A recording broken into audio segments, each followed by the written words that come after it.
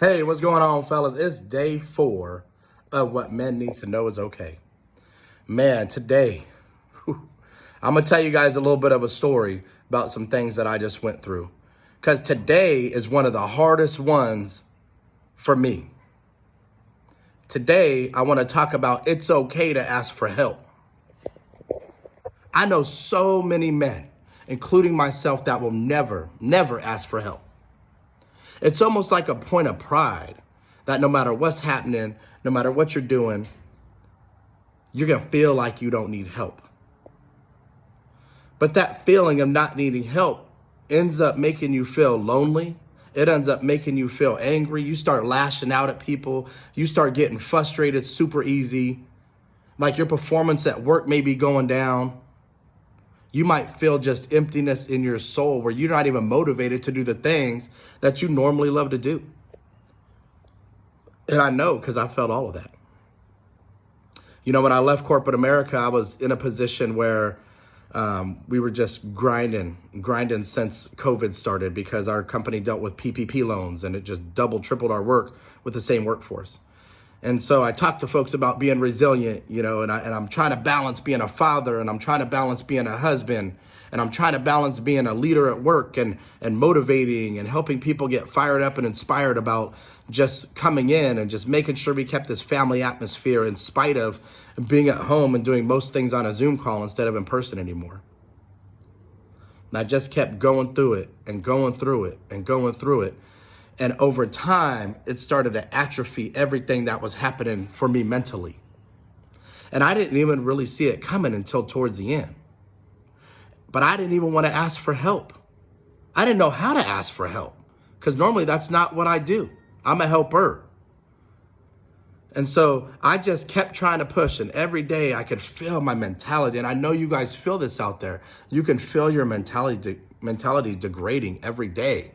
And it's getting worse, and it's getting worse, and it's getting worse. And that's how I felt. And I felt like I was under the bus, and it just kept running over me. And finally, you know, I had seen a cardio surgeon for 3 or 4 months before that.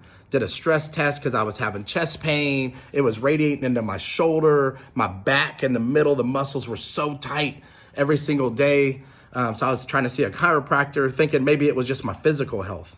What I didn't realize is my mental health had atrophied so far and so deep that I was about to have an anxiety attack. And I got to tell you guys, 20 years in the military, I've been under some really stressful situations. I've never had an anxiety attack because I felt like I was resilient. It was like a badge of honor for me. Why would I ask for help if I'm resilient? And so I'm sitting talking to my peer on a Zoom call. Wasn't a stressful call. The stress test, everything came back right. I'm talking to my peer on a Zoom call, still have some chest pain, and boom, it just hit me like a wave. My chest started beating fast. Like started radiating into my arm, my neck, I could feel my neck pulsating. It's like a wave that just came over the top of me. And honestly, I thought I was having a heart attack. I was scared. I was scared that I was having a heart attack. Like, damn, did I just put myself in this situation because I won't make a different freaking decision or ask for help? And now I might fucking die? And I went in the bathroom and I took 2 aspirin. I told my wife, I said, hey, I don't know what's going on. I don't know what's going on. Like, we need to go to the emergency room. Went to the emergency room, told them I was having chest pain. They just descended on me from everywhere. People coming out of the doors, left, right, up, down. They hooked me up to an EKG, hooked me up, took my heart rate. My heart rate 30 minutes after I took the aspirin was still 182 over 98. Extreme. So I can only imagine it was when it first happened. So over time, my heart rate started to calm down. And so for the first time in my life, I had to ask for help. Like really ask for help. Not help lifting something, not help trying to do something. I had to ask for help for what was happening up here. Because my mental health had degraded so far, and I allowed it to degrade so far because I felt like being resilient made me a man. And there's aspects of that are manhood. But what's not healthy is doing that as your mental health starts to deteriorate your physical health because you didn't take care of that shit long before. And I've never had an anxiety attack since then. I never had one before then. But God humbled me that day. God humbled me. He said, you know what? You're not listening to me. You're not listening to yourself. So now I'm going to take away the one thing that you need to do what you do. And he did. He took my ability to think away. And it was humbling. It was humbling like nothing ever before. And I felt like he knocked me all the way to the ground. So look, man, like it's okay to ask for help. Don't be me. Don't wait till that bus is running your ass over multiple times and you're laying on the ground and those people that love you the most, that need you the most, are crying because they don't know what's wrong with you. Don't wait till you feel dead inside. Don't wait till you're lashing out and being rude for no reason. Don't wait till, you don't even like yourself no more because you don't know where you went.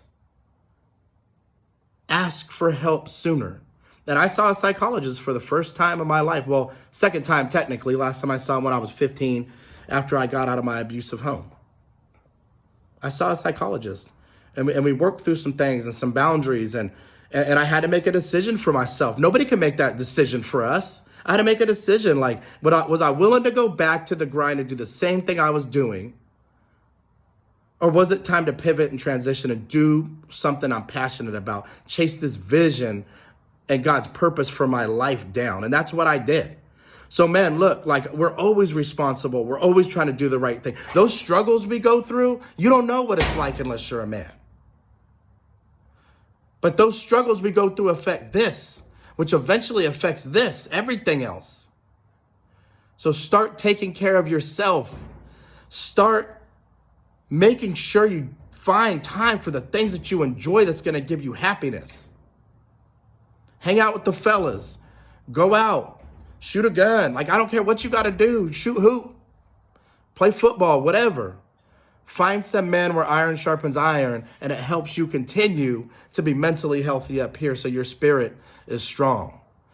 Be a warrior. Fight for yourself and for the people that deserve the best version of you. Ask for help. It's okay. Don't be me. Don't be me. Don't wait until it's too late and you get knocked to your knees to ask for help. And if you don't know who to ask for help, DM or IM me. I got you. I got your back. And there's millions of other men out here who know exactly what I'm talking about, and we got your back too.